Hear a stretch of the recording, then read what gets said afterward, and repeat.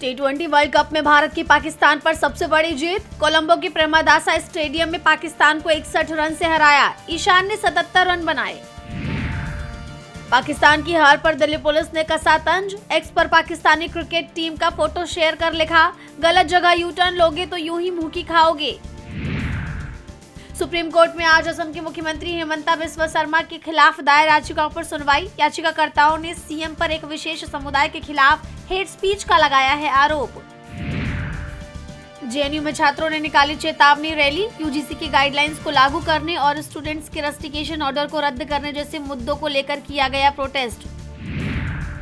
कांग्रेस नेता प्रियंका खरगे ने आरएसएस को बताया शैतान और भाजपा को उसकी छाया। फंडिंग पर भी उठाए सवाल। उत्तराखंड में कांग्रेस का विरोध प्रदर्शन। देहरादून में राजभवन का करेंगे घेराव। बड़ी संख्या में पार्टी कार्यकर्ता और नेता होंगे शामिल। पश्चिम बंगाल में चुनाव आयोग का बड़ा एक्शन। 7 अधिकारियों को किया सस्पेंड। मतदाता सूची पुनरीक्षण के काम में गड़बड़ी के आरोप। यूपी विधानसभा में बजट पर आज होगी चर्चा। सदन के हंगामेदार रहने के असर। 12 फरवरी को प्रदेश सरकार का पेश हुआ था बजट। मध्य प्रदेश विधानसभा के बजट सत्र का आगाज। कई बड़े ऐलान की संभावना। 6 मार्च तक चलेगा सत्र। एआई इम्पैक्ट समिट 2026 का आगाज। गूगल सीईओ समेत कई बड़े चेहरे समिट में हो रहे हैं शामिल। दिल्ली के भारत मंडपम में हो रहा है समिट का आयोजन। ग्रीनलैंड पर अभी भी अमेरिकी राष्ट्रपति ट्रंप की नजर। डेनमार्क के पीएम फ्रेडरिक्सन की चेतावनी। कहा अमेरिकी नहीं बनना चाहते लोग। अमेरिकी सेना में चीन को रोकने की नहीं है क्षमता। तुरंत 200 नए B-21 बॉम्बर बनाने की मांग। मिशेल इंस्टीट्यूट की रिपोर्ट में दावा।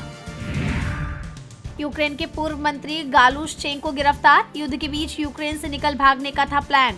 बॉर्डर पर पकड़े गए। करप्शन स्कैंडल में नाम आने के बाद पिछले साल दिया था इस्तीफा।